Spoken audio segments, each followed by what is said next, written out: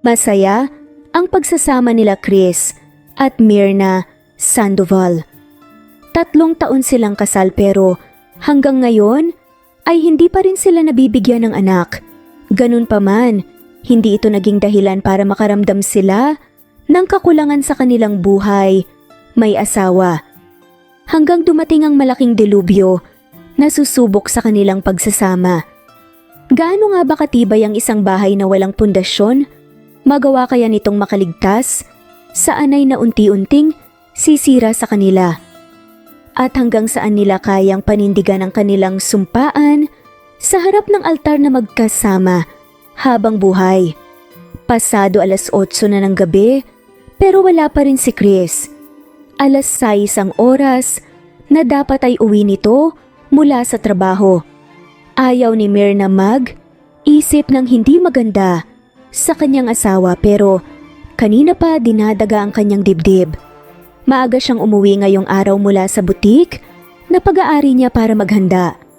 Ngayong araw ang 3 anibersaryo ng kanilang kasal at gusto niya itong maging extra espesyal dahil sa isang napakahalagang biyaya na natanggap niya na siya niyang regalo sa kanyang asawa. Nang pumatak ang 10:00 ng gabi, malungkot nang tumayo si Myrna para iligpit ang mga pagkaing nakahain sa mesa. Napakagatlabi na lang siya para pigilan ang pagpatak ng kanyang mga luha kasabay ng pinong kurot sa kanyang dibdib. Hindi na niya matandaan kung kailan niya huling nakasabay sa hapag ang kanyang asawa at kung kailan siya nito huling hinagkan at niyakap. Medyo matagal na rin. Ilang buwan na rin itong late umuwi at sa tuwing nagtatanong siya, ang sagot lang nito ay busy ito sa kumpanya.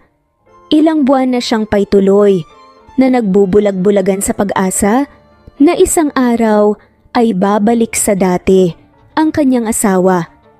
Nanghihina na bumalik sa mesa si Myrna bago muling umupo dahil pakiramdam niya ay bibigay na ang kanyang mga tuhod. Malungkot siyang tumingala sa kisame at tinatanong ang sarili kung hanggang kailan niya kakayanin ang lahat. "Myrna, bakit gising ka pa?" Ang malamig na boses ni Chris ang nagbalik sa isip ni Myrna sa kasalukuyan. Agad gumuhit ang matamis na ngiti sa mga labi ni Myrna nang marinig ang boses ng kanyang asawa. Masaya siyang tumayo at sinalubong si Chris. Tila ba ang lahat ng agam-agam sa kanyang puso ay naglaho nang makita ang gwapong muka ng kanyang asawa.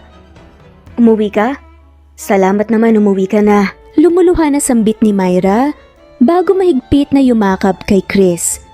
Pero isang malamig na tingin ang iginawad ni Chris kay Myrna bago marahang tinanggal ang mga braso ng dalaga na nakapulupot sa kanyang katawan.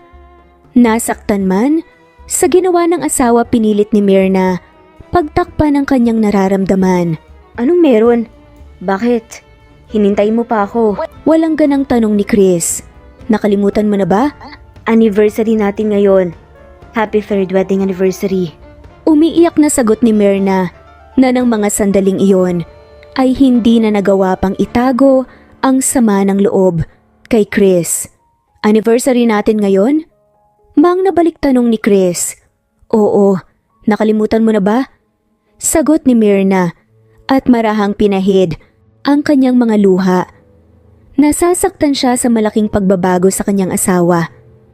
Dati-rate ay ito ang laging nauuna na bumati sa kanya at ito rin ang laging gumagawa ng effort para pasayahin siya tuwing anniversary nila at sa ibang pang mahalagang okasyon kahit noong hindi pa sila mag-asawa.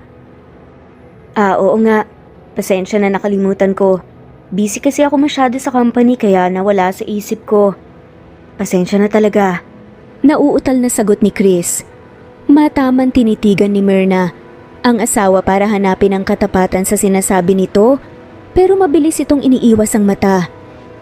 "Ganun ba? Ayos lang, alam ko naman na busy ka palagi. Halika na, kumain na tayo, niluto ko lahat ng paborito natin." Paanyaya ni Myrna at nauna nang dumulog sa hapag at sinimulan ng pagsilbihan ang kanyang asawa. Maya-maya pa ay naramdaman ni Myrna ang pagpulupot ng braso ni Chris sa kanyang bewang.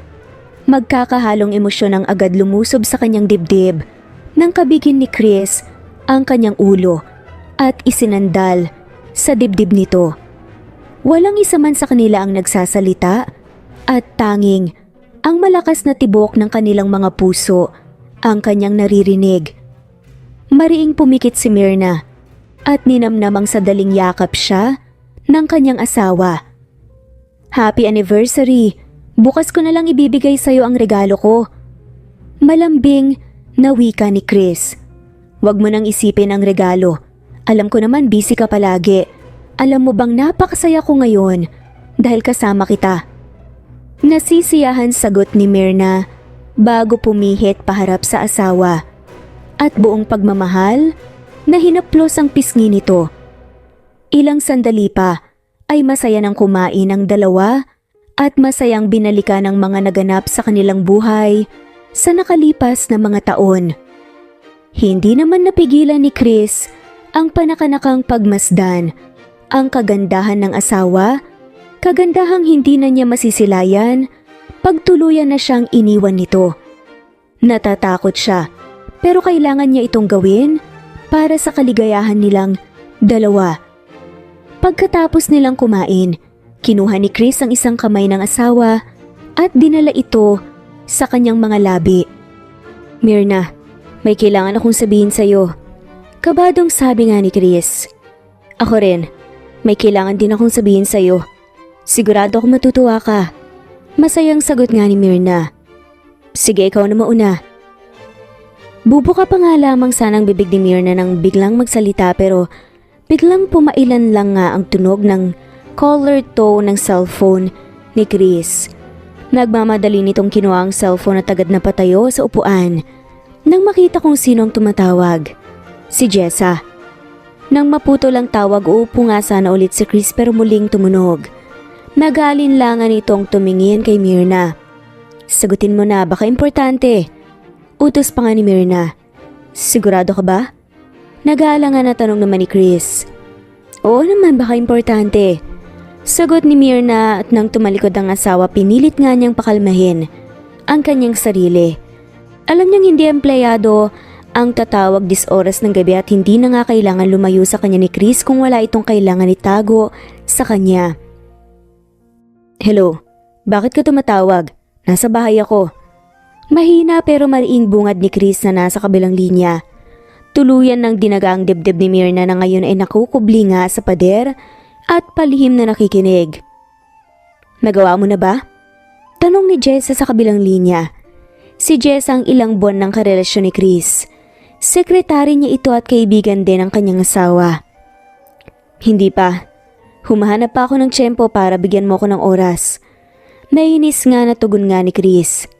"Gawin mo na ngayon din. Makipaghiwalay ka na sa babaeng yan. Nandito ako sa labas ng bahay niyo at pinapanood ko kayo. Kapag hindi ka pa nakipaghiwalay ngayon, ako nang magsasabi sa kanya ng tungkol sa atin. Sasabihin ko sa kanya na matagal mo na siyang niloloko at ilalaglag ko ang anak mo." Galit na banta pa nga ni Jessa. "Ano? Nababaliw ka na ba?" Galit na sagot naman ni Chris. "Hindi ako baliw pero malapit na ako mabaliw. Kapag hindi mo sinunod ang gusto ko, mawawala itong anak mo. At kahit kailan hindi ka na magkakaroon ng anak. Hindi ba tanak lang naman ang habol mo sa akin? Dahil hindi ka mabigyan ng anak ng baog mong asawa?" Galit na sabi pa nga ni Jessa. "Gagawin ko na ang gusto mo. Huwag mo lang idamay ang anak ko." Mariing sagot naman ni Chris pero hindi sumagot si Jessa dahilan para lalo nga siyang magpanik. "Jessa!" Malakas na sigaw nga ni Chris pero tutot nga sa kabilang linya ang kanyang narinig. Idadayal pa nga sana niya ang numero ng babae pero narinig nga niya ang boses ni Myrna sa kanyang likuran. "Jessa, si Jessa ang kausap mo sa ganitong oras?" Tanong ni Myrna at pilit na pinipigilan ang galit na umuusbong nga sa kanyang puso. "Oo, may naiwan kasi siyang trabaho kanina, tinatanong lang niya." Pagsisinungaling pa nga ni Chris bago lumakad nga pabalik sa kusina. "May problema ba?" Nag-aalala na tanong nga ni Chris nang makitang hindi mapalagay si Myrna. "Ikaw, may problema ka ba? May dapat ka bang sabihin sa akin?" Nananantya nga na tanong nga ni Myrna. Ha? Tila wala nga sa sariling sagot ni Chris. Bagay na lalong ikinainis nga ni Myrna. Matapos niyang marinig ang lahat, parang gusto nga niyang magwala at sabihin sa lalaki ang lahat ng nalaman niya. Gusto niya itong sumbatan at ipamukha dito ang lahat ng kasalanan nito sa kanya. Sandaling dumaan ang katahimikan sa pagitan ng dalawa at walang ibang maririnig kundi ang malakas nga na tugon ng kanilang paghinga. Myrna, tapusin na natin to. Maya-maya ay buong tapang na saad ni Chris. Ha? Tapusin ang alin? Nagmamaang-maanga naman at tanungan ni Myrna. Ito, tayo. Tapusin na natin ang pagiging mag-asawa natin. Seryosong sagot nga ni Chris at agad naman nabumuhos ang emosyon sa dibdib ng babae. Lumapit siya kay Chris at malakas nga itong sinampal. Ang kapal naman ang mukha mo. Pagkatapos ng lahat ng ginawa ko sa'yo, ito lang ang ginanti mo sa akin. Chris, minahal kita nang higit pa sa pagmamahal ko sa sarili ko. Umiiyak nga sa galit na sumbat pa nga ni Myrna. I'm sorry. Namumula na nga lamang ang mga matang hinging paumanhin ni Chris habang pilit hinuhuli mga kamay ni Myrna. Kulang pa ba ang lahat ng pag-iintindi at pag-unawa ko sa'yo? Sabihin mo sa akin, saan ako nagkulang? Umiiyak at sunod-sunod pa nga na tanong ni Myrna. Hindi ka nagkulang. Akong nagkamali. Ang dami ko ng kasalanang nagawa sa'yo. Hindi ako nararapat sa pagmamahal mo. Lumuluha na rin ang wika nga ni Chris. Hindi ka nagkulang. Saad pa nga niya muli.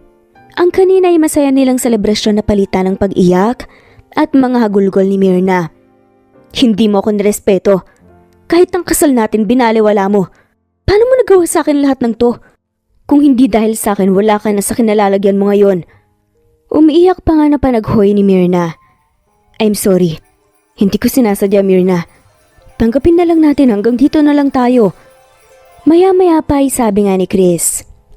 Marahas na pinunasan nga ni Myrna ang basa nga niyang pisngi bago galit na humarap kay Chris. Tanggapin?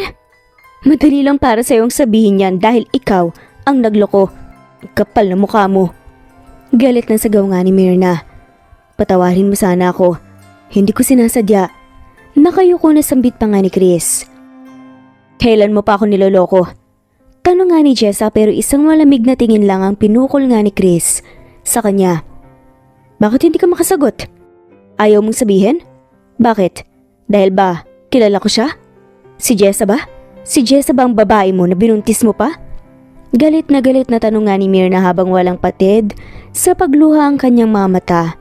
Pakiramdam ni Myrna ay doble nga ang sakit na nararamdaman sa isiping pinagtaksilan siya ng dalawang taong malapit sa kanya. Patawarin mo ko. Mahinang sagot nga ni Chris. Muling umigkas nga ang isang kamay ni Myrna at sinampal nga ang asawa. Ang kapal na mukha niyo. Nanggagalaiti nga. Nasigaw nga ni Myrna. I'm sorry. Nagawa ko lang yun dahil siya ang nandyan nung panahong nakunan ka. At dahil sa pangungulila mo sa anak natin, kinalimutan mo ko. Nakalimutan mo na pareho lang tayong nasasaktan at hindi matanggap ang nangyari. Lagi tayong nag-aaway at palagi ko ang sinisisi ang sarili ko. Kay Jess ako naramdaman ang kasiyahan na dapat ay sa'yo. Siya ang nandyan para unawain at intindihin ako. Siya ang tumulong sa akin para makabangon ulit. Umiiyak nga na sabi ni Chris. Bagay na lalong ikinagulat nga ni Myrna. Hindi dahilan yon para lokohin at saktan mo ko. Bakit? Sa tingin mo ba hindi masakit sa akin ang nangyari? Hindi lang ikaw ang nawalan, Chris. Nawalan din ako. Pero hindi ako bumitaw sa'yo. Masama ang loob nga na sagot naman ni Myrna at muling pinagsusuntok nga ang dibdib ni Chris. Sige, saktan mo ko. Kung yan ang paraan mo para mabawasan ang sakit na binigay ko sa'yo. Umiiyak nga na sabi ni Chris at kinuha nga ang dalawang kamay ni Myrna at kusa yung hinampas sa kanyang sariling katawan. Umiiyak sa galit na sigaw ni Myrna at binawi sa asawa ang kanyang mga kamay. Umatras siya habang umiiling tutop ang sariling bibig para pigilan ang mga impit niyang pag-iyak. Nanghihina siyang sumandal sa pader at padausos na umupo sa sahig. Hindi malaman ni Chris kung paano babawiin ang sakit na dinulot niya sa kanyang asawa. Pakiramdam niya ay pinupunit ang kanyang puso nang makita itong miserable. Lumapit siya kay Myrna at lumuhod sa harapan nito. Nang hindi niya natiis, ang kanyang asawa niyakap niya ito at kinulong sa kanyang dibdib ang luhaan nitong mukha. Hindi niya alintana ang sakit na dulot ng mga hampas at kalmot ni Myrna sa kanyang likuran. Patawarin mo ko. Hindi ko sinasadya. Natukso lang ako. Kailangan ko tong gawin para sa magiging anak namin. Alam kong maintindihan mo rin ako pagdating ng araw. Dahil alam mo kung gaano ko kagustong magkaroon ng sariling anak. Malamlam ang mga matang sagot ni Chris. Muling nilusob ng sakit ang didbitbi ni Myrna nang marinig ang sinabi ni Chris. Tama ito. Ilang beses na ba nilang sinubukan ng magkaanak? Pero lagi silang bigo. 2 beses siyang nagbuntis at 2 beses ding nakunan. At ang pagbubuntis niya ngayon, ang 3 beses kaya nakahanda siyang gawin ang lahat, wag lang itong mawala sa kanya. Ayaw niyang gamitin ng bata, pero kung ito ang magiging daan para maisalba ang relasyon nilang mag-asawa, ay susubukan niya. Chris, hindi mo kailangan ng anak kay Jessa o sa kahit kaninong babae dahil magkakaanak ka na tayo. Buntis ako. Naluluha nga na sa adbangan ni Myrna. Myrna, tama na. Alam kong desperada ka ng magkaroon ng anak pero huwag ka naman sanang magpanggap para lang itali ako sa'yo. Matabang nasagot nga ni Chris at parang nandidiri pa nga na lumayo nga sa asawa.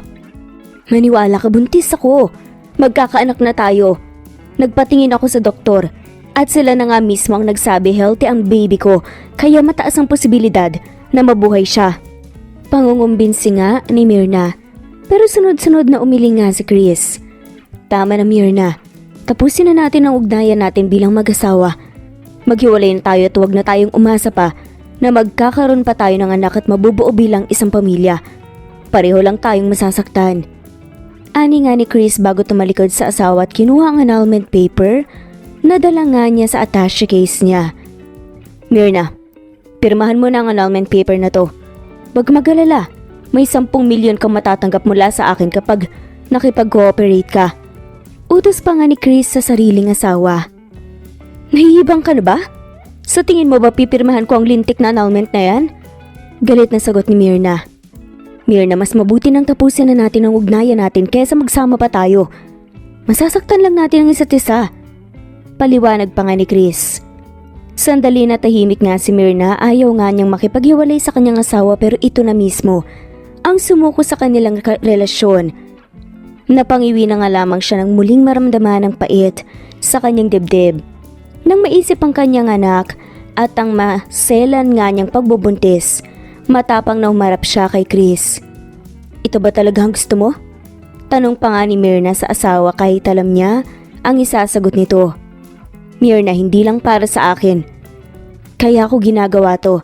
Para sa'yo din to. Pampalubag loob pa nga ni Chris asawa. Kung ganon sige, ibibigay ko ang gusto mo. Matapang na sagot ni Myrna. Sana lang hindi mo pagsisihan ang desisyon mo na to, lalo na ang pagtalikod mo sa aming mag-ina. Bulong nga ni Myrna sa hangin. Tugon ni Chris, ng mga oras na iyon, ay walang pagsidlan, sa tuwa ang kanyang puso. Sa wakas malaya na siya, at pwede na niyang ibigay kay Jessa ang buhay, ang nararapat dito, at sa kanilang magiging anak. Mabigat, ang mga hakbang na lumapit si Myrna. Sa mesa, kinuha niya ang ballpen na nasa tabi ng papel na wala pa ring pirma ni Chris. Mukhang siya ang gusto nitong maunang pumirma. Pikit matang pinirmahan niya ang annulment paper. Pagkatapos, pirmahan ni Myrna ang papel. Walang palaman na siyang tumalikod sa asawa. Malungkot siyang pumasok sa kanilang silid at kinuha ang kanyang mga gamit. Bahay ni Chris, ang bahay na ito, ipinundar ito ng lalaki dahil ito ang dream house nilang dalawa. Dito, sila nangarap ng isang masaya at buong pamilya. Pangarap na ang asawa niya mismo ang sumira. Huminga muna ng malalim si Myrna bago lumabas ng silid. Wala nang dahilan para manatili pa siya doon. pumara siya ng taxi at nagpahatid sa bahay ng kanyang mga magulang. Anak, anong nangyari sa'yo? 10 oras na ng gabi. Nag-aalala na bungad ng ina ni Myrna. Sa kanya si Isabel. Ma, nakipaghiwalay na po sa akin si Chris. Umiiyak na sumbong ni Myrna. Nakikisimpatya na lumapit si Isabel sa anak at mahigpit itong niyakap habang si Densyo na ama ni Myrna ay nagpupuyos sa galit at ni hindi magawang tingnan ang kanyang nag-iisang anak. Sinasabi ko na nga ba, hindi mapagkakatiwala ng lalaking yun. Galit na turan nga nito at mariing kinuyom nga ang sariling kamay habang pinipigilan sumabog ang galit para sa kanyang manugang. Papaayos lang po ko. Tugon nga ni Myrna na agad namang tumigil sa pagiyak nang mahimigan nga ang galit sa ama. Hindi pwedeng ayos lang sa'yo ang panloloko na ginawa ng lalaking yun. Dapat sa kanila bigyan ng leksyon. Kasuhan mo sila. Hindi ka namin pinalaki para saktan at paiyakin ng katulad niyang walang modo. Galit na sigaw pa nga ni Densyo. Pawag na po. Nakipaghiwalay na po ako sa kanya. Pumirma na rin po ako ng annulment namin. Tugon nga ni Myrna. Hindi sumagot si Densyo para halatang hindi nito nagustuhan ang sinabi ng anak. Napailing na nga lamang ito habang namumula ng muka sa matinding galit. Maya-maya lumakad dito palapit sa pintuan dalang susi ng kotse nito. Densyo, saan ka pupunta? Nag-aalalang tanong pa nga ni Isabel. Pupuntahan ko ang hayop na yon. Siya ang nanloko, pero siya pa talagang may ganang makipaghiwalay sa anak natin? Anong akala niya sa atin? Umuusok nga na pa sa matinding galit pa nga na tugon ni Densyo at mabilis na kumala si Myrna sa pagkakayakap ng kanyang ina at nagmamadaling lumapit nga sa ama. Pa, wag na po. Hayaan na lang po natin sila. Buntis po ako pa. Umiiyak pa nga na pag-amin ni Myrna sa ama. Wala nang nagawa si Densyo at napahilamos na lang sa sariling mukha. Bago muling humarap kay Myrna at mahigpit itong niyakap. Alam niya kung gaano kaselan magbuntis ang anak at ayaw niyang bigyan pa ito ng sakit sa ulo.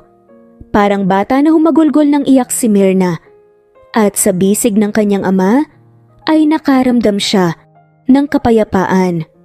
Tahan anak, ito ang una at huling beses na sasaktan ka ng lalaking yun. Hindi ako papayag na makalapit pa siya sa'yo at sa magiging apo ko. Ha? Tiimbagang nasambit pa ni Densyo. Lumipas ang mga araw, unti-unti nang tinanggap ni Myrna ang lahat. Iniiwasan din niyang pumunta sa mga lugar kung saan pwede niyang makita si Chris o si Jessa. Peace of mind ang kailangan niya upang hindi maapektuhan ang kanyang dinadala. Pansamantala din siyang tumigil sa pagmamanage sa kanyang butik at pinaubaya muna ito sa kanyang ina. Samantalang hanggang ngayon ay hindi pa rin maisip ni Chris kung tama ba ang ginawa niya. Nanabik siyang magkaroon ng anak at alam niyang hindi ito magagawa ibigay sa kanya ni Myrna. Pero hindi niya maalis sa sariling hanap-hanapin ng presensya ng dating asawa. Isang umaga, nagising si Chris dahil sa malakas na pagbubunganga ni Jessa. Nagsasama na sila at sa bahay nilang mag-asawa niya ito pinatira. Chris, ano ba tanghali na? Malilate na tayo sa appointment natin kay doktora. Galit na wika ni Jessa habang palakad-lakad sa kanilang silid. Pupungas-pungas na bumangon si Chris at napangiwi pa ng maramdaman ang pagkirot ng kanyang ulo. Ngayong araw nga pala ang schedule ng check-up ni Jessa sa OB-GYN. Anong oras na ba? Pasensya na, masama kasi ang pakiramdam ko eh. Katwiran nga ni Chris. Paano hindi sasamang pakiramdam mo? Ang dami mo na namang nainom kagabi. Gabi-gabi ka na lang umiinom at naglalasing.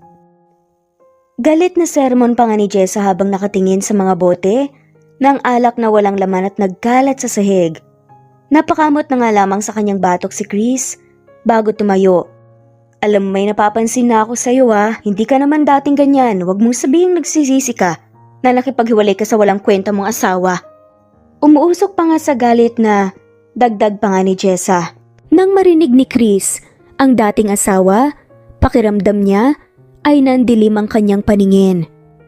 Inisang hakbang niya At sinabi nga nito na huwag daw babanggitin ng dati niyang asawa dahil parang may kirot ngang nararamdaman si Chris. Para namang binuhusan ng malamig na tubig si Chris, agad niyang binitawan ang leeg ni Jessa. Pero hindi pa rin siya nakontento, dinuro pa niya ito. Wag na wag mong idadamay si Myrna. Nananahimik na yung tao. Galit na wika ni Chris. Nahihintakutang tumango si Jessa nang makita ang galit na anyo ng kasintahan.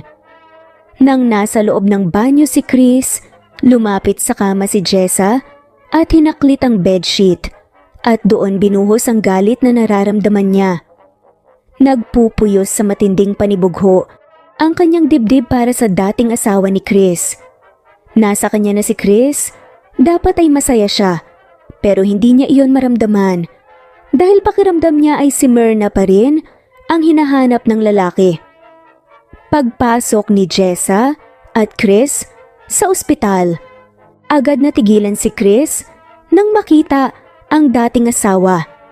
Pakiramdam niya ay biglang tumigil sa pag-inog ang kanyang mundo nang makitang makakasalubong niya ito. Napakasimple nitong tingnan sa suot nitong kulay puting bestida at flat shoes, habang nakalugay ang tuwid at itim na itim nitong buhok na lalong nakadagdag sa attraction nito. Maging ang simpleng pagnangiti nito sa mga taong bumabati dito ay napakaganda ring tingnan. Chris, ano ba? Umayos ka nga? Galit na saway ni Jessa sa lalaki nang makita kung saan napako ang mga mata nito. Agad namang umayos ng tayo si Chris at hinayaang pulupot ni Jessa ang kanyang bisig sa bewang nito. Hanggang tumapat sa kanila si Myrna na hindi pa rin nawawala ang matamis ng ngiti sa mga labi. Nawala lang ang nangiti sa mga labi nito nang makita ang dalawa kasabay ng sandaling pagdaan ng kirot sa mga mata nito. Myrna, anong ginagawa mo rito? Nagpapacheck up ka ba ng matres mo? Kung pwede ka pang magkaanak? Tila nangiinsulto pa nga nasabi ni Jessa kay Myrna habang may nang uuyam nga nangiti sa mga labi. Hindi ako nakikipagtalo sa mga taong katulad mo, Jessa. At hindi rin ako pumunta sa OB, sa heart neurologist ako galing. Nagpa-check up ako ng puso ko. Parang hindi kasi normal ang tibok ng puso ko sa tuwing nakikita ko yung pagmumukha nyo. Alam mo na, legal wife allergic sa mga kabit. Sagot nga ni Myrna. Ang kapal ng mukha mo? Nanggigigil na sagot nga ni Jessa. At tangkang sasampalin nga si Myrna pero mag-a-up nga itong pinigilan ni Chris. Jessa, maraming tao dito. Bulong pa nga ni Chris. Agad namang natigilan si Jessa bago matamis na ngumiti kay Myrna.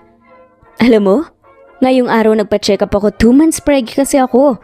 At ang sabi ni Doc, ngayong araw namin maririnig ang heartbeat ng baby ko. Excited na sabi pa nga ni Jessa. Ganun ba?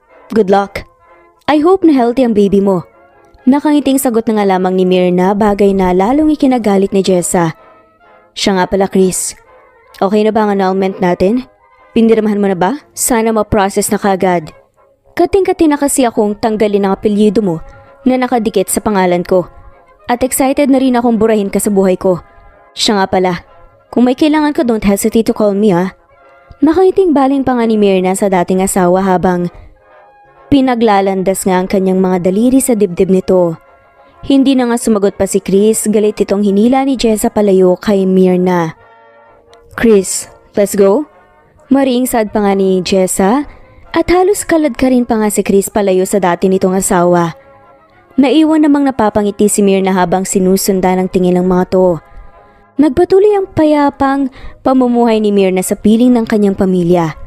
Isang umaga excited nga siyang bumangon ngayong araw, ang prenatal check-up niya, at excited na nga siyang marinig ang heartbeat ng kanyang anak.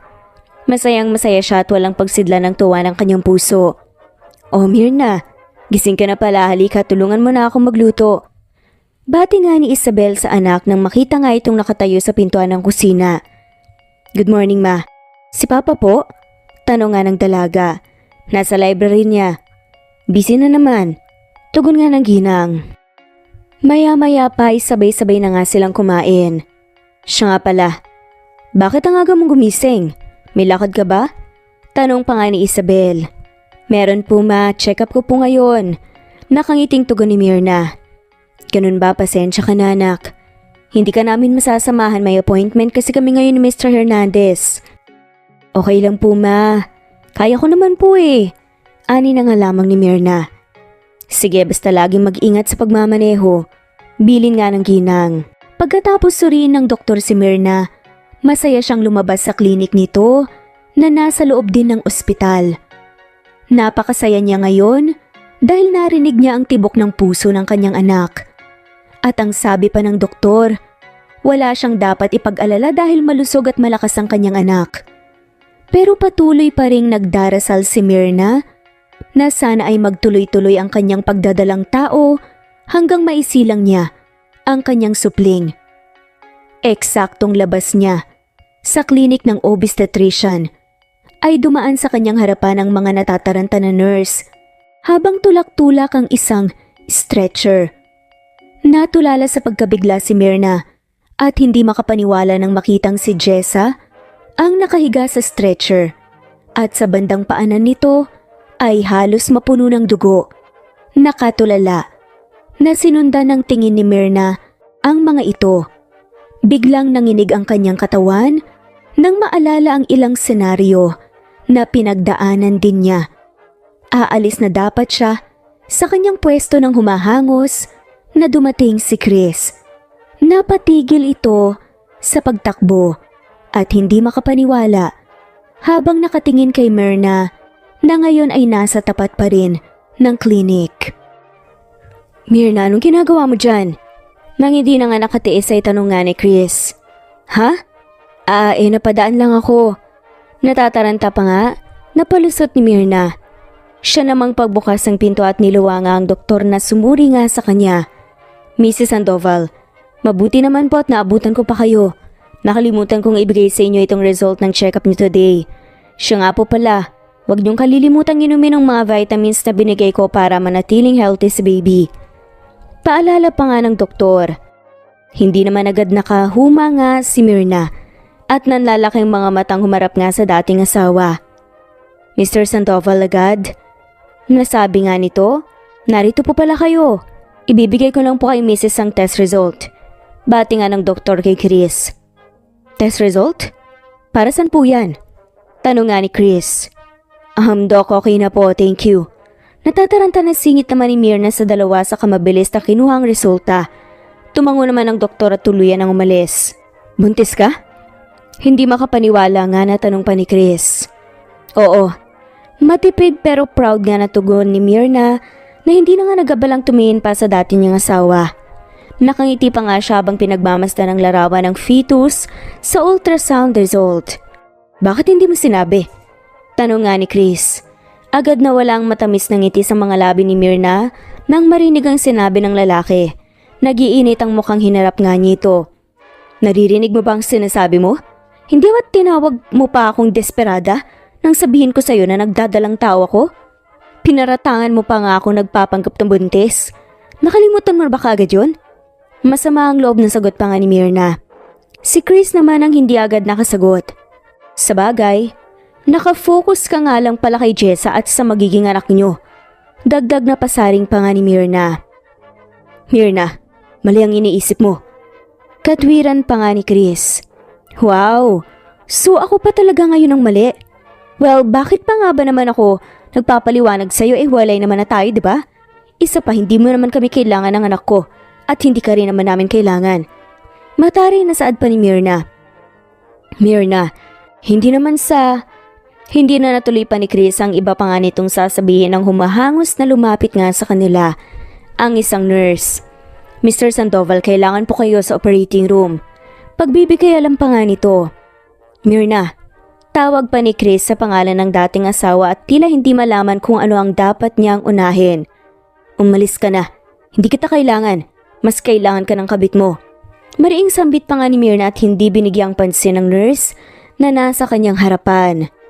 Pumikit nga ng mariin si Myrna bago nagsayang na lumabas ng gusali. Pagpasok niya sa kanyang kotse, agad niyang sinubsob ang kanyang muka sa manibela ng kanyang sasakyan na sasaktan pa rin siya At aminin niyang hanggang ngayon, nagseselos siya sa tuwing nakikita niyang kasama ang dati niyang asawa, ang kabit nito. I'm sorry baby, ang tagal ka naming hinintay ng daddy mo. Sa sobrang tagal hindi na siya makapaghintay pa. Humanap na siya ng iba.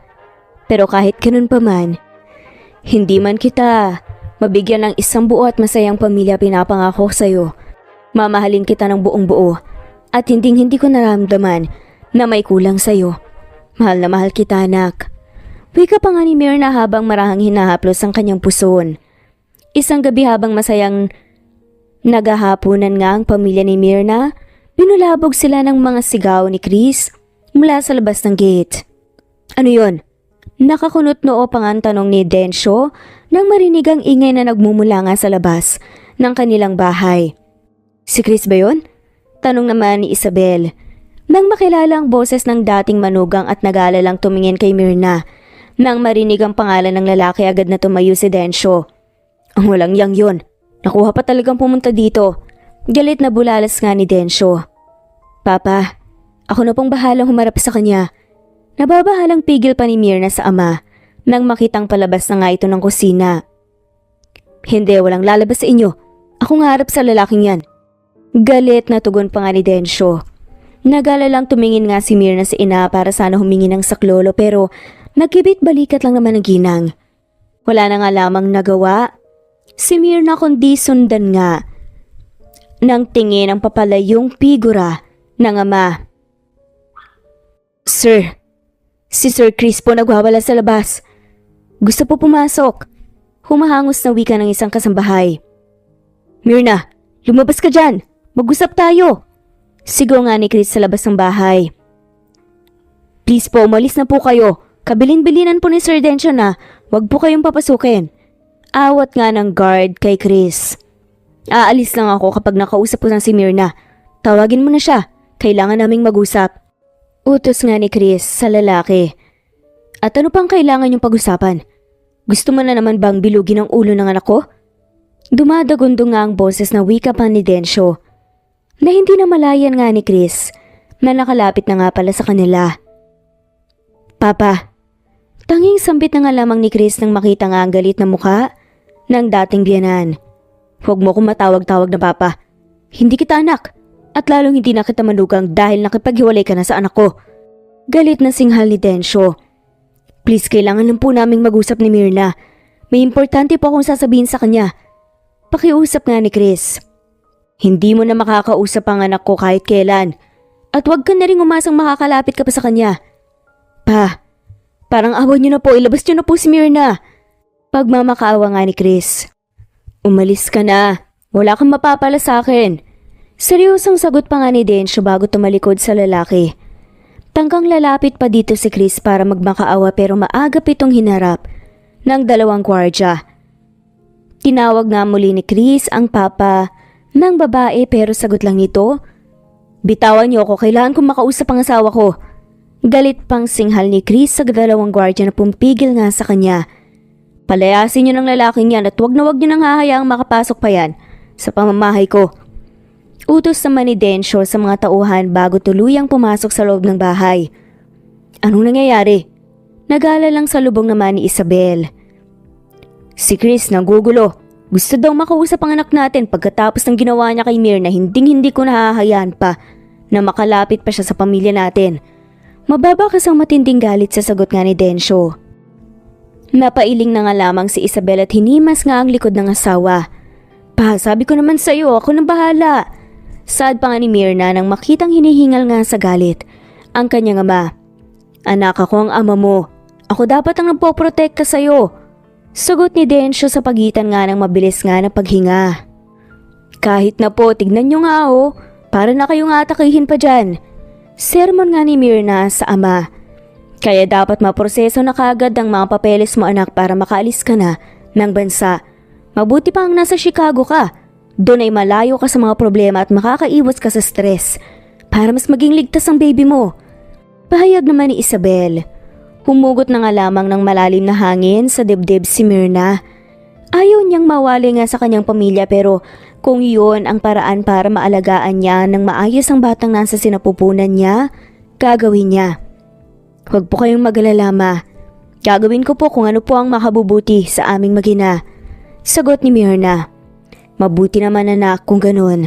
Ang kaligtasan mo lang at ng batang dinadala mo ang naalala namin ng daddy mo. Ani nga ni Isabel. Naiintindihan ko po. Galit si Myrna kay Chris? Galit siya dahil niloko siya nito at ito pa ang may ganang makipaghiwalay sa kanya.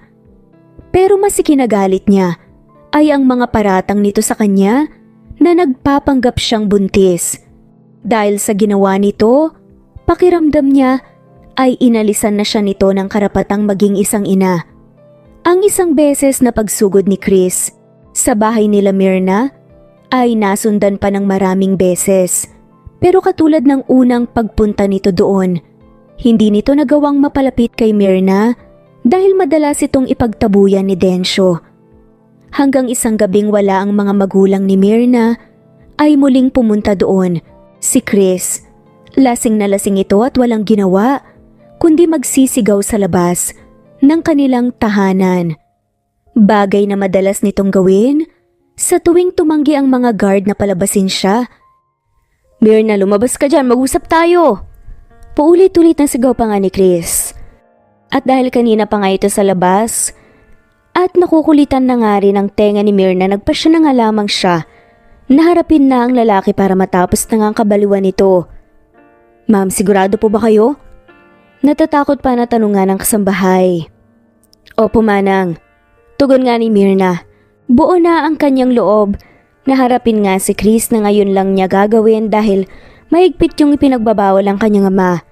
Naku ma'am, baka pumalintikan kami kay Sir Densyo. Nababahala na wika nga ng kasambahay. Habang nakasunod pa rin sa likuran ni Myrna. Myrna, please harapin mo ko kahit ngayon lang. Muling sigaw pa nga ni Chris. Sinenyasan nga ni Myrna ng mga guards na buksan nga ang gate. Pero nagatubiling sumunod ang mga to nang makitang seryoso ang amo. Anong ginagawa mo rito? Gabing-gabi na. Nakakabulahaw ka na sa mga kapitbahay. Matari na sita pa nga ni Myrna. Myrna? Hindi makapaniwala na bulalas nga ni Chris at ilang beses pang kinusot ang mga mata. Myrna, ikaw nga. Mabuti naman at lumabas ka na. Kanina pa kita hinihintay, miss na kita. Naluluhang saad pa nga ni Chris. Umamba ito ng yakap sa babae pero mabilis na umiwas nga si Myrna. Ano pa bang kailangan mo? Walang emosyon nga na tanong ni Myrna. Myrna, mahal na mahal kita. Pinagsisisihan kong ginawa ko sa iyo, patawarin mo ko. Umiiyak na pakiusap nga ni Chris. Myrna, untag pa nga ni Chris sa babae nang hindi ito sumagot. Taas noong pinagmasdan ni Myrna ang kabuuan ng dating asawa bago sinalubong nga ang malamlam nitong mga mata. Mahal mo ko? O mahal mo lang ako dahil magkakaanak na tayo? Mababa ka sampait sa tinig na tanong nga ni Myrna. Myrna, hindi, mahal na mahal kita. Walang nagbago sa pagmamahal ko sa iyo. Patawarin mo sana ako, tumuwi ka na sa atin. Nagsusumamo pa nga na saad nga ni Chris. Umuwi saan? Sa bahay na pinundar mo para sa ating dalawa at para sa mga magiging anak natin? Pero pinatirhan mo sa kabit mo? Galit na sagot pa nga ni Myrna. Hindi na nakasagot pa si Chris at nagbaba na nga ng tingin. Myrna. Pigil pa nga ni Chris kay Myrna nang makitang patalikod na nga ito. Umalis ka na at wala ka nang babalikan pa. Huwag ka ring umaasa na mabubuo pa tayo dahil binura na kita sa buhay ko. Matapang na wika pa nga ni Myrna at mabilis na tumalikod. Myrna. Habol pa nga ni Chris sa dating asawa pero hindi na nga ito muling nilingon ni Myrna. Lulugo-lugo at laglag ang balikat na naiwan si Chris sa labas ng gate. Kanina pa nakapasok sa loob ng bahay si Myrna pero hanggang ngayon ay hindi pa rin ni Chris makuhang humakbang paalis. Pakiramdam niya ay nanghihina ang kanyang katawan. Maya-maya pa ay walang pakialam sa paligid na lumuhod siya sa lupa at umiiyak. Bumalik sa kanyang isip kung paano niya niloko at sinaktan si Myrna nang hiwalayan niya ito at iyon ang labis niyang pinagsisisihan. Kung maibabalik lang sana niya ang panahon at oras, hinding-hindi siya titingin sa iba at pahalagahan ng kanyang asawa. Ilang sandali pang nanatili sa ganong pwesto, si Chris hanggang bumuhos ang malakas na ulan na may kasamang matalim na kidlat at dumadagundong ng mga kulog sa kalangitan. Tila ba nakikisimpatya ang kalangitan sa pighati na nararamdaman niya ngayon. Samantalang sa loob ng silid ni Myrna, malapit sa bintana ay naroon ang babae at pinagkasya ang kanyang sarili sa panunood sa dating asawa na ngayon ay napakamiserable ng tingnan. Pero kahit ganoon, ni katiting na awa para sa lalaki ay wala na siyang maramdaman. Mas nangingibabaw sa kanyang puso ang galit para dito. Kasabay ng pagbalik sa kanyang isip ng araw na nakunan siya, kailangan niya si Chris para damayan siya at iparamdam sa kanya na may halaga pa siya sa kabila ng nangyari. Pero wala ito. Madalas itong nasa kumpanya at huli na nang malaman niyang hindi lang pala trabaho ang pinagkakaabalahan nito, kundi maging ang pambabae na rin. May mga araw na nag-out of town pa ang mga ito para malayang magkasama. At iyon ang labis na pinag-ngit-ngit ng kalooban niya. Pagkagaling sa bahay ni Myrna, diretso na si Chris sa kanyang bahay kung saan naroon si Jessa na kanina pa, naghihintay. Sa labas pa lang ay sinalubong na siya nito na hindi maipinta ang mukha. Saan ka na naman ba galing? Kanina pa kita hinihintay. Bungad na tanong ni Myrna.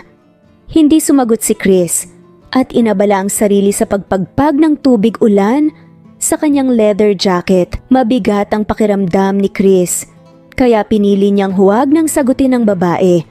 Pagod na siya at wala na siyang lakas para makipagtalo pa dito. Hindi mo ba ako naririnig? Ang sabi ko, saan ka na naman ang galing? Palagi ka na lang late umuwi. Sabihin mo nga sa akin kay Myrna ka na. Ano, sinuyo mo siya no?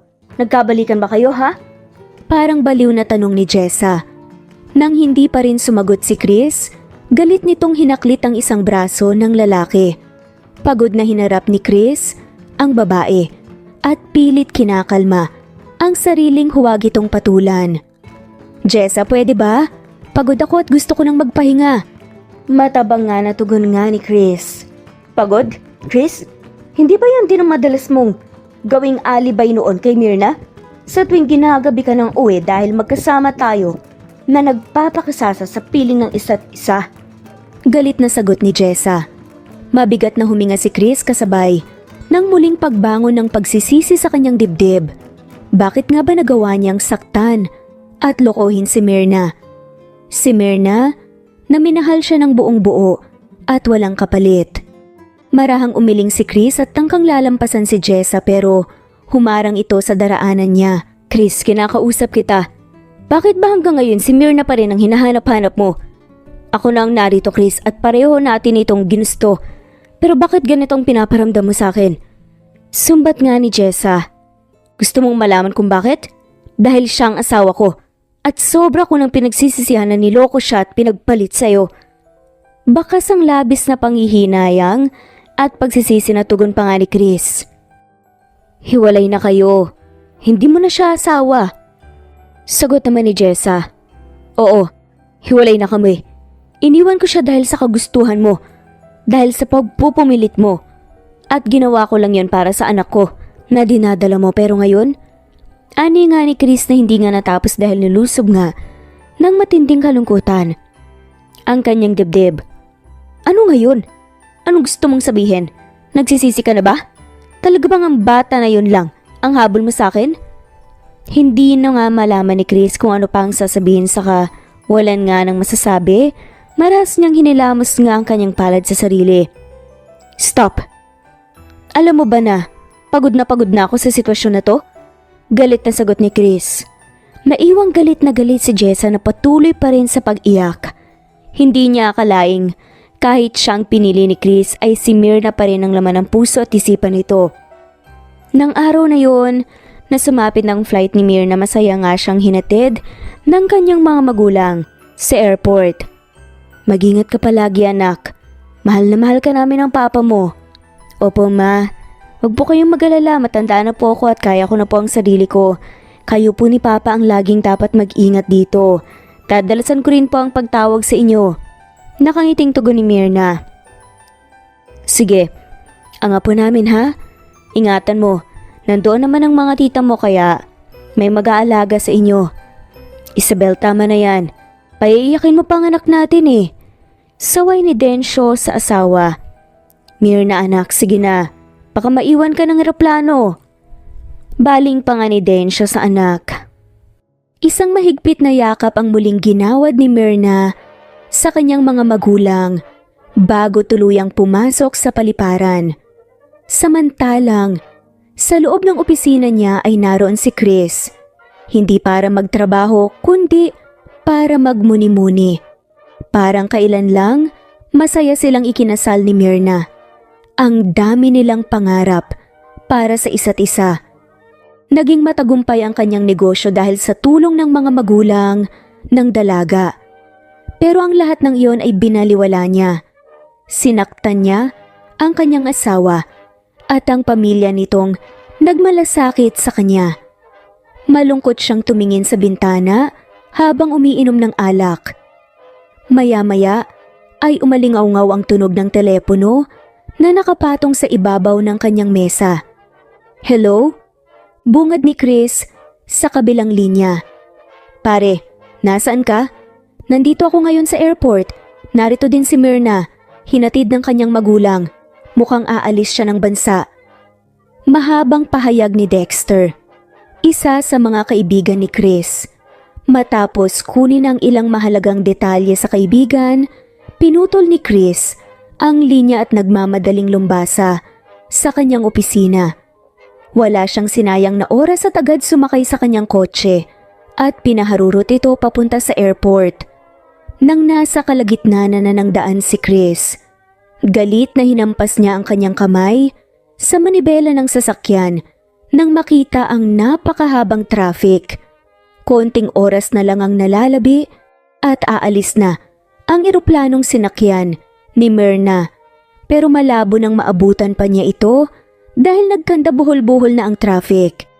Dahil sa inis na nararamdaman ni Chris, walang humpay na pinindot niya ang busina ng sasakyan at asakadudukwang sa labas ng bintana, pero tanging ang mahabang pila ng mga sasakyan ang kanyang nakikita.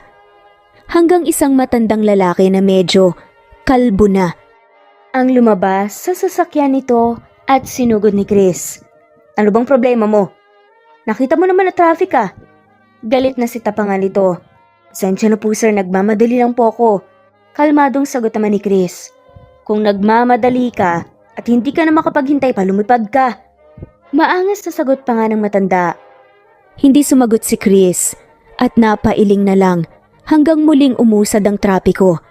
Akala ni Chris ay tuloy-tuloy na ito pero muli itong huminto kung kailan malapit na siya sa paliparan. Nang makitang wala ng pag-asang umarangkada ang mga sasakyan sa unahan, nagmamadaling bumaba sa kanyang koste si Chris at saka tumakbo patungo sa airport. Wala siyang pakialam kahit pinagtitinginanan siya ng ibang tao. Ilang minuto na lang ang natitira sa kanya. Bahala na.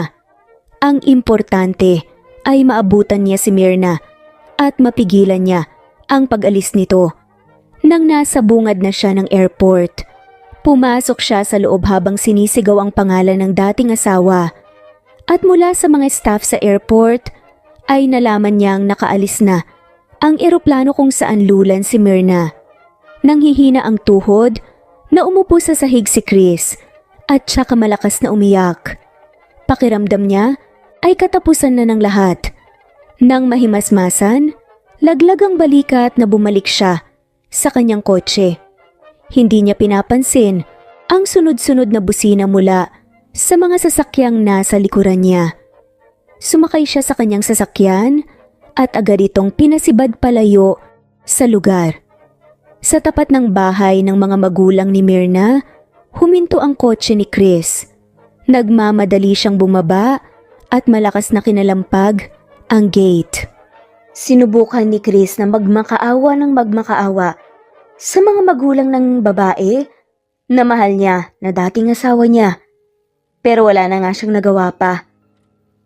At pinaalis na nga lamang siya ng magulang nga ni Mirna. Luhaan ang mga matang sumubsob sa manibela ng kotse si Chris. Hindi niya alam kung paano magsisimula. Hindi niya akalain na ganito kabigat ang magiging kabayaran sa lahat ng kalokohan ginawa niya kay Myrna. 5 years later, malawak ang ngiti sa mga labi na tiniklop ni Chris ang kanyang laptop. Katatapos lang ng meeting niya sa isa na namang malaking kliyente at walang kahirap-hirap na na-close niya ang deal. Natutuwa si Chris dahil pagkatapos niyang nalugmok 5 years ago ay nakabangon na ulit siya at makapagsimula na ng bagong negosyo.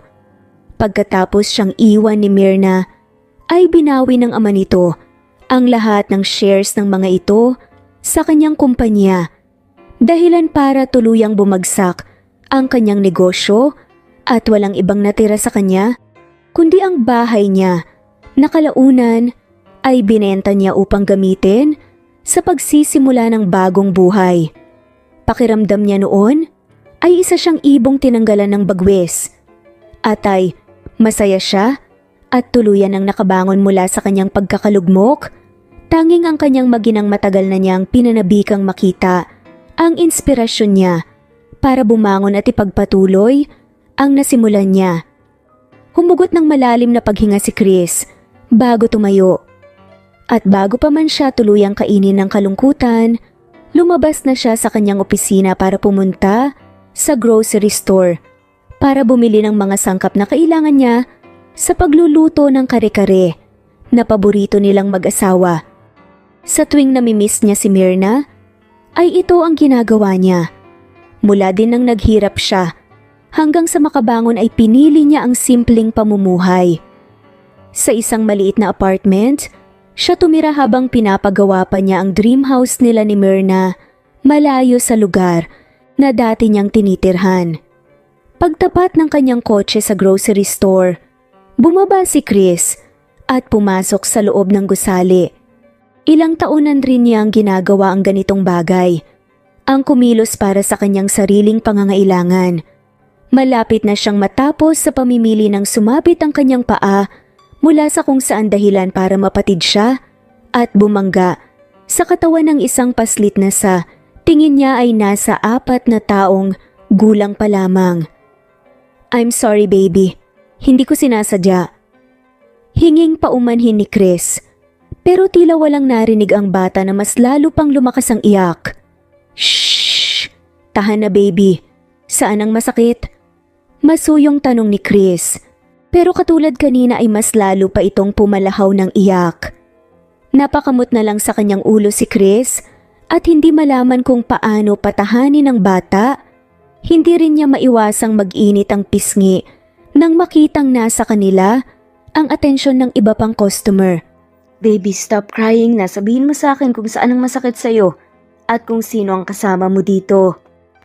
Mahinahong utos ni Chris sa paslit.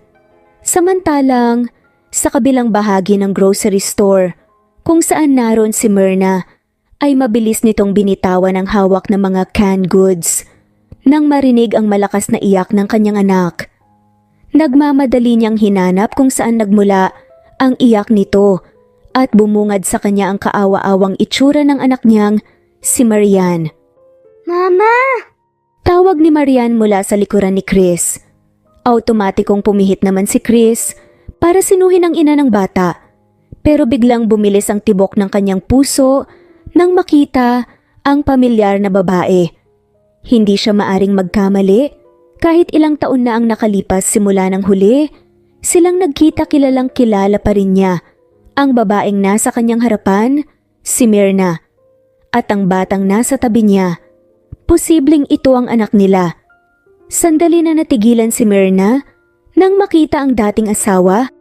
Nang makabawi sa pagkabigla, pinili niyang umakto ng normal sa harapan nito. Ipapakita niya sa lalaki na hindi na siya ang Myrna na nakilala at dinurog nito. "Baby, anong nangyari? May masakit ba sa'yo?" Nag-aalala na tanong ni Myrna sa anak na hindi man lang tinapunan ng tingin si Chris na parang naengkanto nang makita siya. "Mama, natatakot po ako sa kanya. Baka po galit siya sa akin kasi napatid po siya sa umbrella ko." Umiiyak na sumbong ni Marian sa ina bago mabilis na yumakap kay Myrna at nagkubli sa likuran ng dalaga. "Huwag ka nang matakot sa kanya, kausapin siya ni Mama." Pag-aalo nga ni Myrna. "Hi, gusto ko sanang humingi ng paumanhin sa abala na ginawa ng anak ko sa'yo." Pormal ang tinig na saad ni Myrna. "Myrna?" Hindi pa rin makapaniwala na tawag ni Chris sa pangalan ng dating asawa. Hindi sumagot si Myrna, sa halip isang malamig na tingin ang ipinukol niya sa lalaki. "Myrna, salamat naman at bumalik ka na." Maluhaluhang saad ni Chris at makikita sa mukha nito ang labis na pananabik sa dating asawa. Inisang hakbang ni Chris ang pagitan nila ni Myrna at tangkang yayakap dito, pero mabilis nang itinaas ni Myrna ang kanyang dalawang kamay para pigilan si Chris sa nais niyang gawin. "Myrna, please, bumalik na kayo sa akin. Magsama na ulit tayo." Pagmamakaawa pa nga ni Chris. "Sa tingin mo ba talaga? Ganun lang kadali ang balikan ka at kalimutan ang lahat ng kasalanan mo sa akin?" Mapait pa nga, nasagot nga nito. Si Chris naman ang hindi kaagad nakasagot sa babae, puno ng pagsusumamo na tumingin nga kay Myrna. "Marami nang nangyari, Chris. Marami nang nagbago." Matamang nadagdag pa nga ni Myrna. Tuluyan nang nanlumo si Chris nang marinig ang sinabi ng dati niyang asawa. Pakiramdam niya ay muling gumuho ang mundo niya na pilit niyang binubuo. At sa muli niyang pagharap kay Myrna, nakasalubong ng kanyang mga mata ang inosenteng mga mata ng batang nagkukubli sa likuran nito, pero bahagyang nakasilip sa kanya. Pakiramdam ni Chris ay may kung anong mainit na bagay ang humaplos sa kanyang puso. "Saan na ba ang anak natin?" Pigil hininga pa nga na tanong nito. "Oo, siya ang anak natin. Ang anak na itinatwa mo nung nasa sinapupunan ko pa lang siya." Mapait na sagot nga ni Myrna. "Anak?" Puno ng hindi maipaliwanag na emosyon na tawag ni Chris sa bata. Nahintakutan naman itong sumiksik sa likod ng ina. "Pwede ko ba siyang yakapin kahit sandali lang?" Hinging pahintulot pa nga ni Chris kay Myrna, pero naging mabalasik nga ang anyo ng dalaga. "Hindi mo mahahawakan maski dulo ng daliri ng anak ko, Chris." Matapang na sagot nga ni Myrna. "Please, gusto ko lang makasama at makalala ang anak ko." Pakiusap naman ito. "Hello, sweetheart." Masayang bati ni Niel sa mag-ina.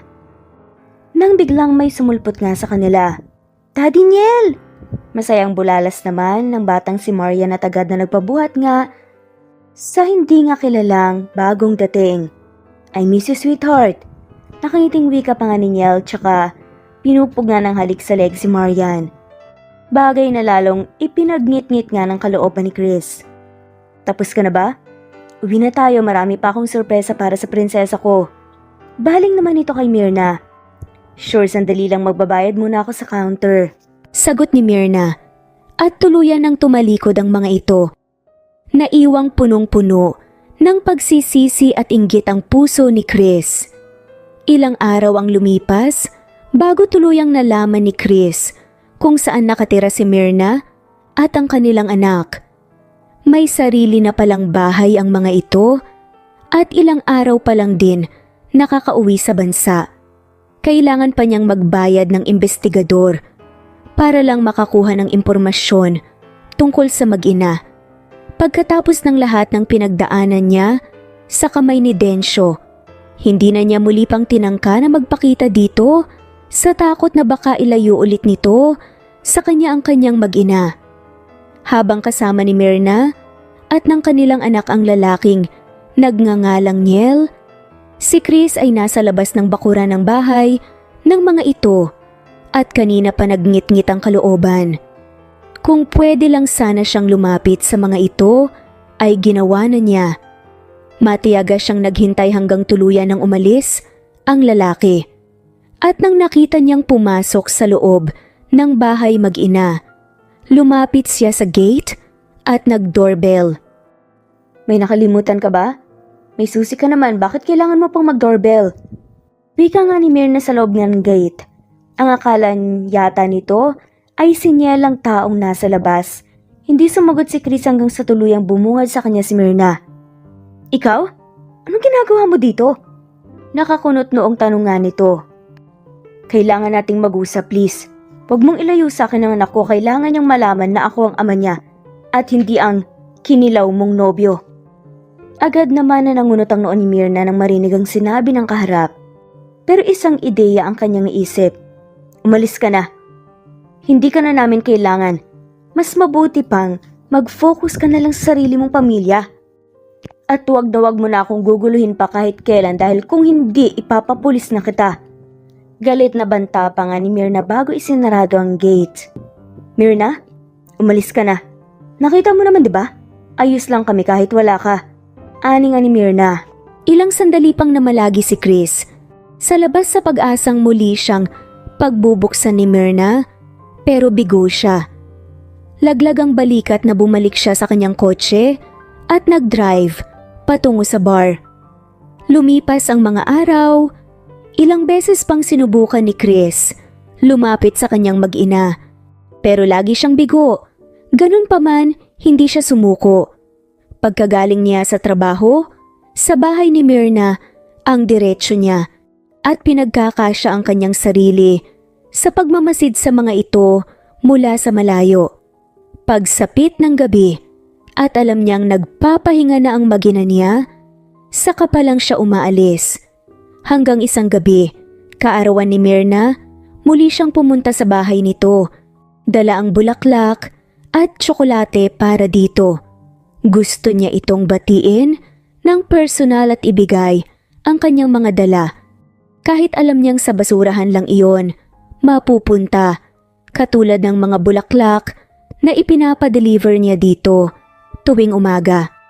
Umaasa si Chris na sa kabila ng katigasan na pinapakita ni Myrna sa kanya, darating din ang araw na lalambot ito at babalik ang lahat sa dati.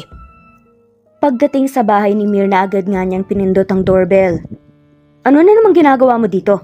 Kailan ka ba titigil? Naiirita nga na tanong nga ni Myrna. Happy birthday. Masayang bati pa nga ni Chris at hindi nga pinapansin ang pagsusungit ng babae.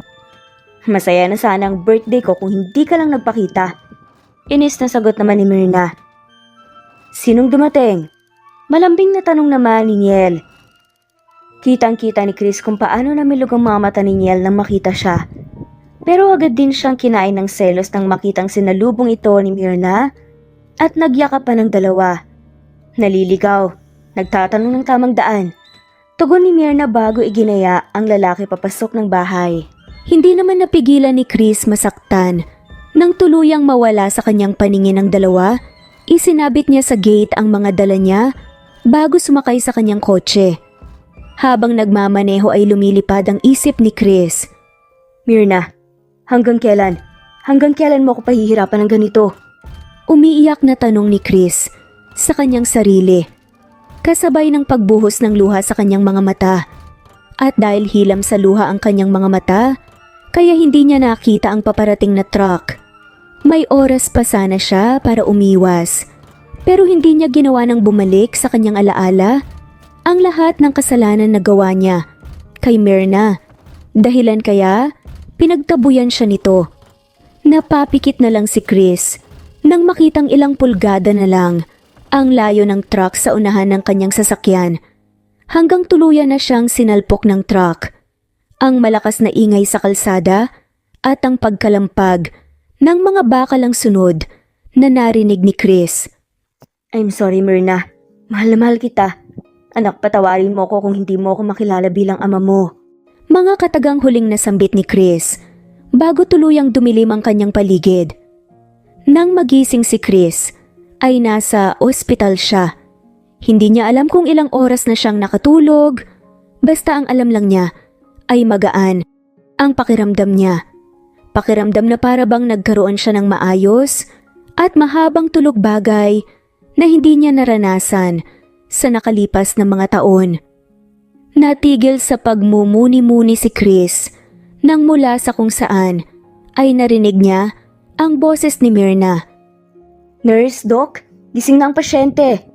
Sigaw nito sa labas ng kanyang silid. Sakalang ito napansin ni Chris, ganon din ang batang nasa gilid niya. Natahimik na nakatunghay nga sa kanya. Daddy, you are awake! Pinakinggan po ni Lord ang prayer ko. Umiiyak pa nga nakatuwang nasambit ng paslit.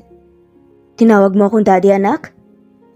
Sad pa nga nito at hindi makapaniwala si Chris.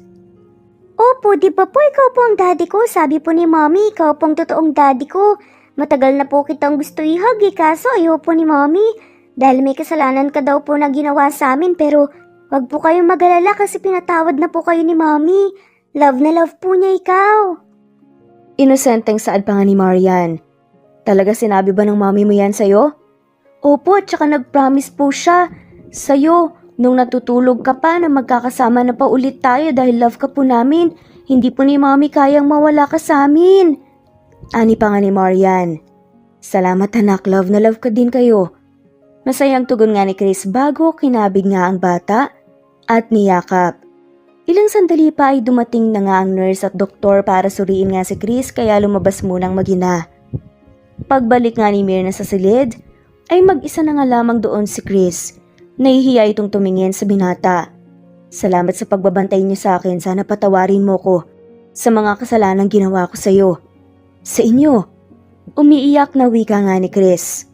Agad bumuhos naman ang landas ng mga luha sa magkabilang pisngi ni Myrna. Patakbo itong lumapit kay Chris at niyakap nga ang binata. Huwag ka nang humingi ng tawad. Alam ko na ang lahat. Sana pinakinggan kita noon pa. Sana hindi ko hinayaang maging bato ang puso ko. Sagot pa nga ni Myrna habang umiiyak. Shh, wala kang kasalanan, akong may kasalanan. Sa lahat ng nangyari, hindi ako naging tapat sa'yo. Pinapatawad nga kita. Ngayon ako naman ang hihingi ng tawad. Sa mga ginawa ni Papa sa'yo. Inamin na nila sa akin ang lahat kung paano nila binawi ang mga shares nila at kung paano kanila pinahirapan. I'm so glad na sa kabila ng mga ginawa niya sa'yo, ay nakabangon ka at nakapagsimula ulit.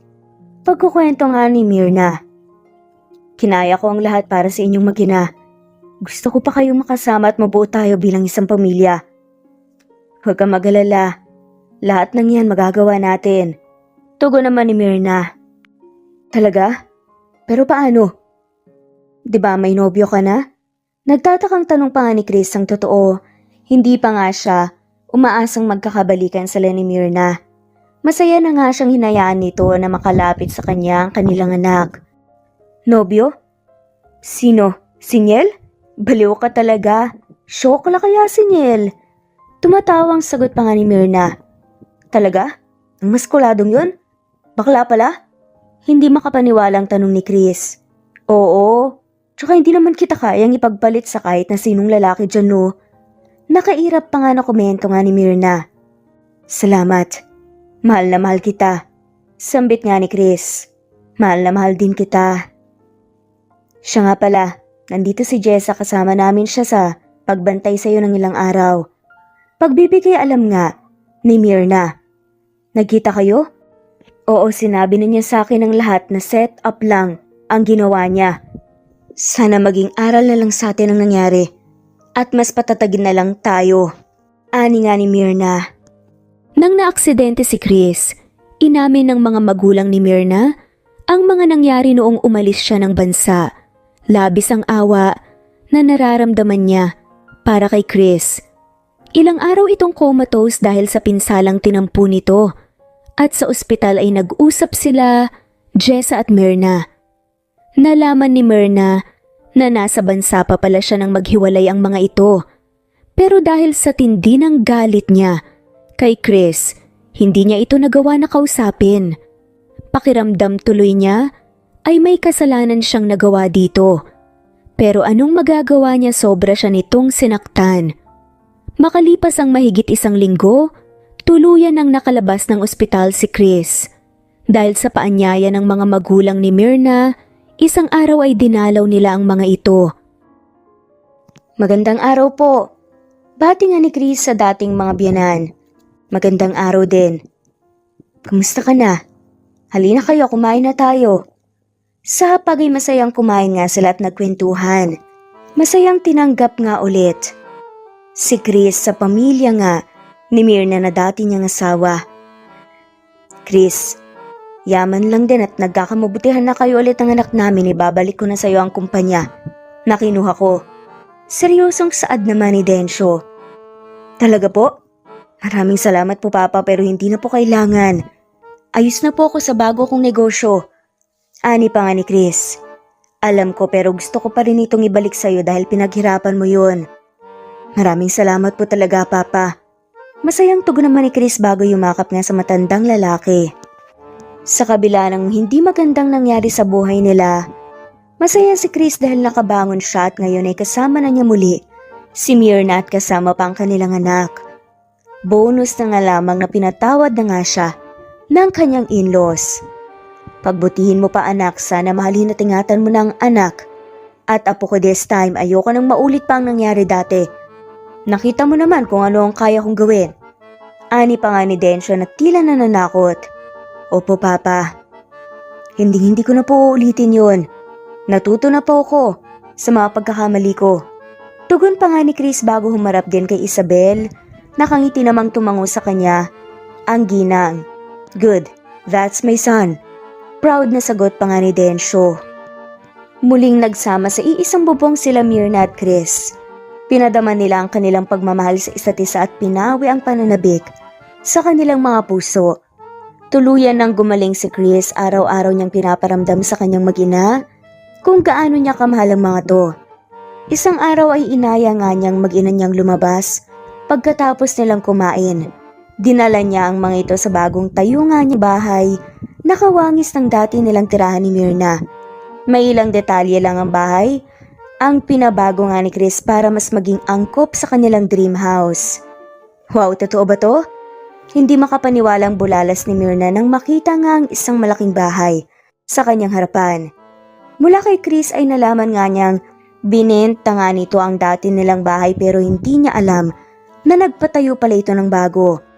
Yes, katulad ng pangarap natin noon, dito natin muli bubuuin ang pamilya natin.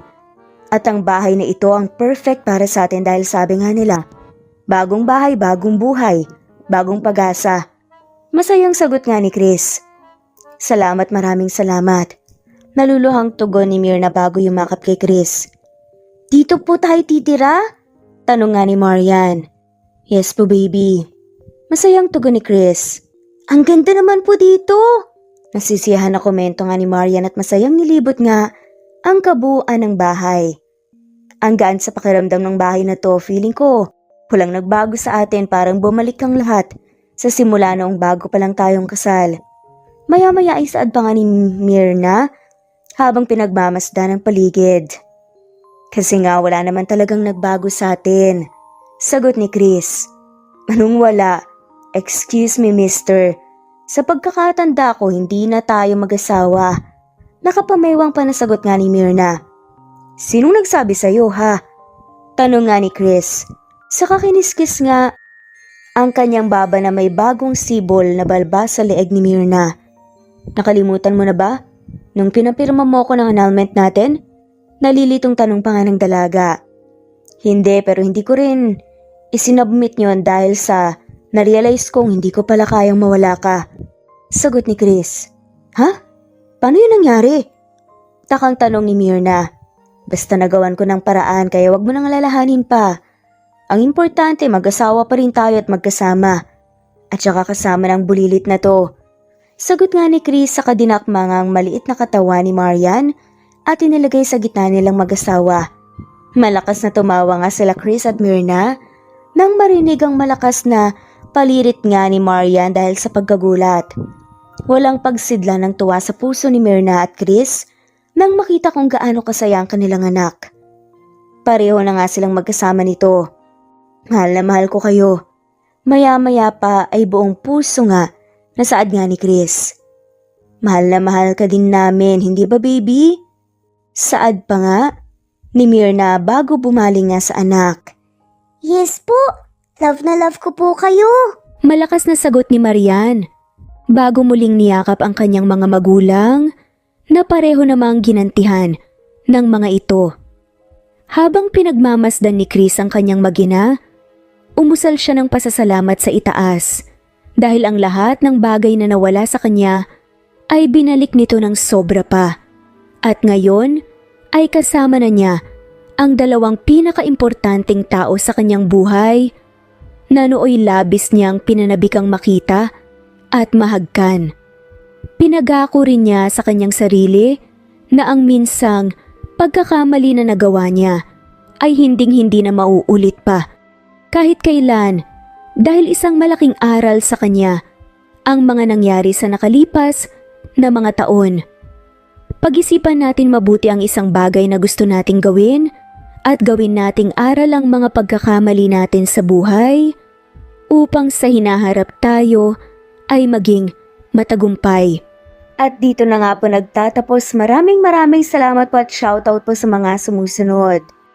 Daisy Blaza, Mercy Villantes, Mary Rose, Linda, Marine Gramos, Merlilin, Linley, Miriam Gertags, All About My Dogs, Marisa de los Reyes, Lina Almazan, Bella of Zambales, Eduardo Policarpio of Toronto, Canada, Eduardo, Linley of Macau, Princess Sita Manzon, Trixie Yen, Liliano Bebe, Hailey Balajay, Vida Dichosa, Diti Bulatete, Rosana Romero, Presbyteros Rose, Nitz Nebria, Janet Lardizabal, Elena Abagon, Annalie Flor, Nitz Nebria, Rama Butch, Evangeline Zamora, Erico Misol, Charlene Cantina, Romana Gorospe, Kinshano Ebas, Jovi Aure, Esteban Andrade, Elvi Candontol, Alexa Ani Gomez, Ellen Fortuno,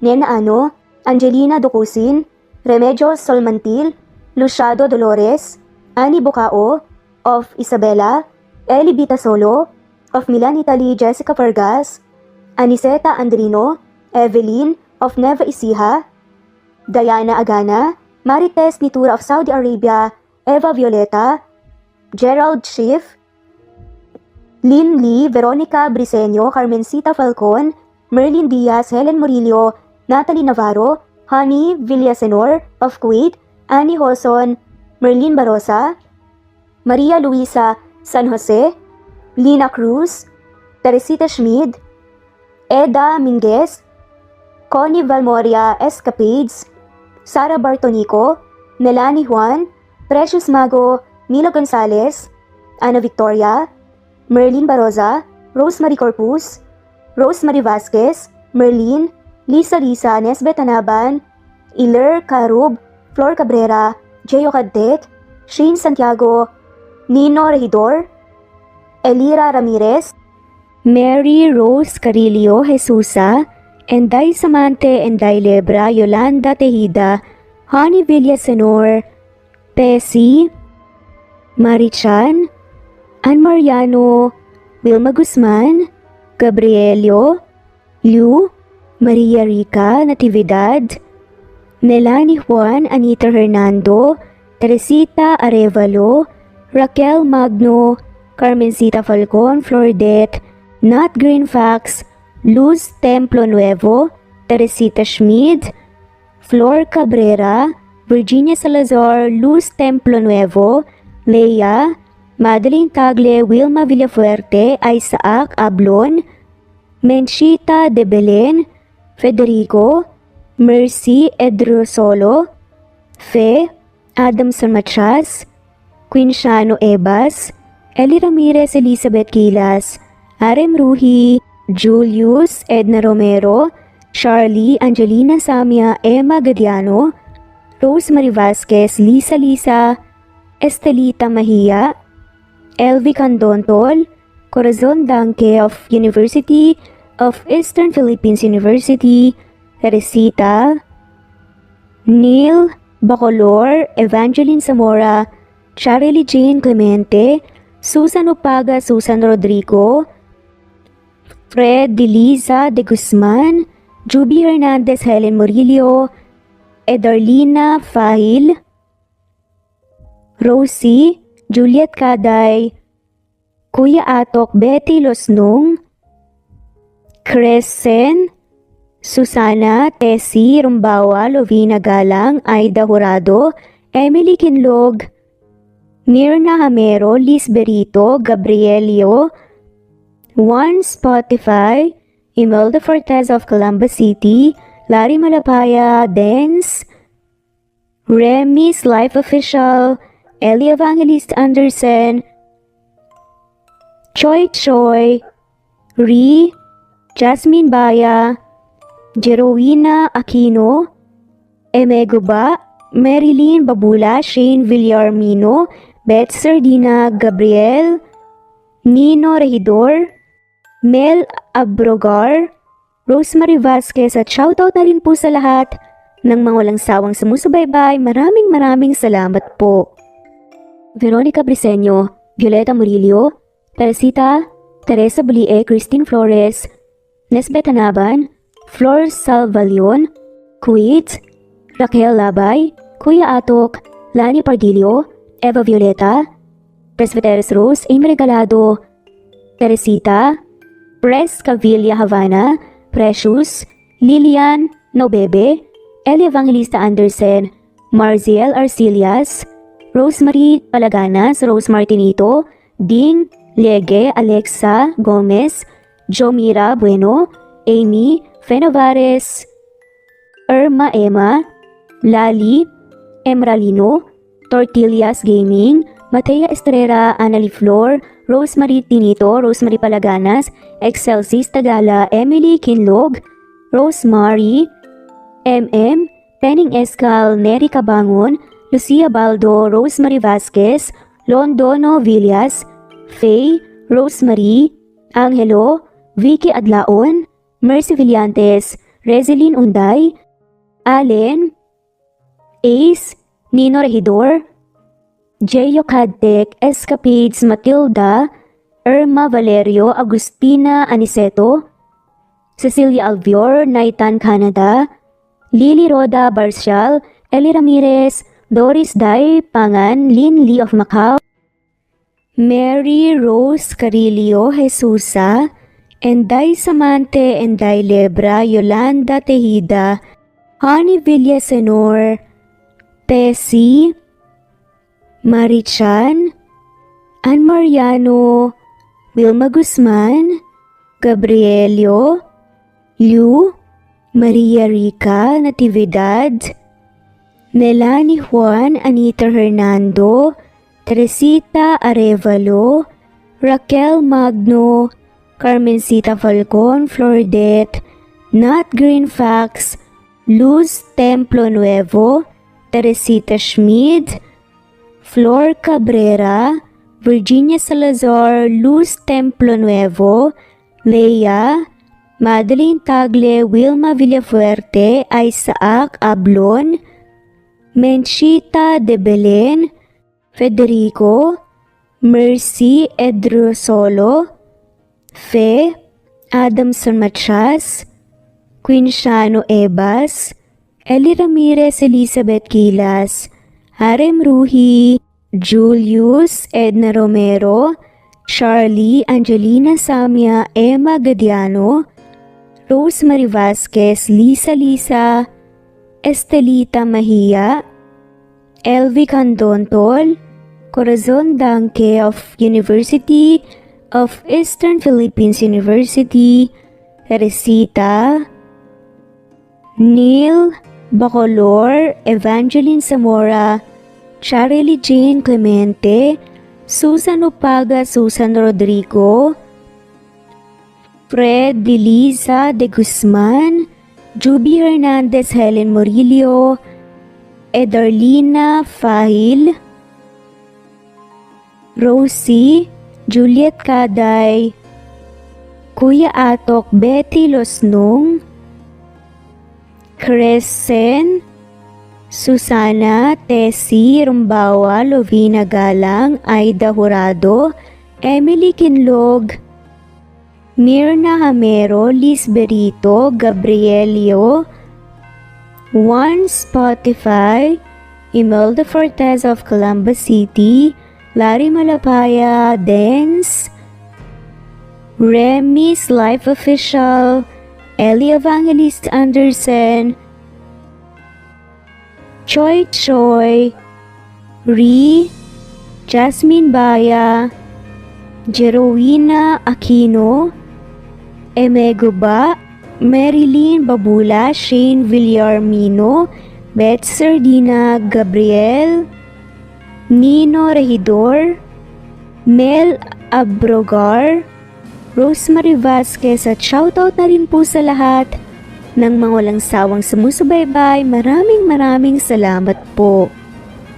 Veronica Briseño, Violeta Murillo, Teresita, Teresa Bulie, Christine Flores, Nesbeth Hanaban, Flor Salvalion, Kuwait, Raquel Labay, Kuya Atok, Lani Pardillo, Eva Violeta, Presbyteres Rose, Amy Regalado, Teresita, Pres Cavilla Havana, Precious, Lilian Nobebe, Eli Evangelista Anderson, Marziel Arcilias, Rosemary Palaganas, Rose Martinito, Ding Lege, Alexa Gomez, Jomira Bueno, Amy Fenovares, Irma Emma, Lali Emralino, Tortillas Gaming, Matea Estrera, Annalie Flor, Rosemary Tinito, Rosemary Palaganas, Excelsis Tagala, Emily Kinlog, Rosemary, MM, Penning Escal, Neri Cabangon, Lucia Baldo, Rosemary Vasquez, Londono Villas, Faye, Rosemary, Angelo, Vicky Adlaon, Mercy Villantes, Rezeline Unday, Allen, Ace, Nino Regidor, Jeyo Cadtec, Escapades, Matilda, Irma Valerio, Agustina Aniceto, Cecilia Alvior, Naitan Canada, Lily Roda Barcial, Eli Ramirez, Doris Day Pangan, Lynn Lee of Macau, Reyes, Rebecca Tezuka, Noel Macero, Rizalina Caredo, Mitchie Karch, Romel Carion, Juliet Panlilio, Lynn, Merlilyn Zenny Marion, Benoni Anya Lucas from Bacolod City, Merlina Aparata, Annalyn Nantes, Flordette, Lorena Utod, Faye, Anita Hernando, Rochan Rodriguez, at shoutout na rin po sa lahat ng mga walang sawang sumusubaybay. Maraming salamat po.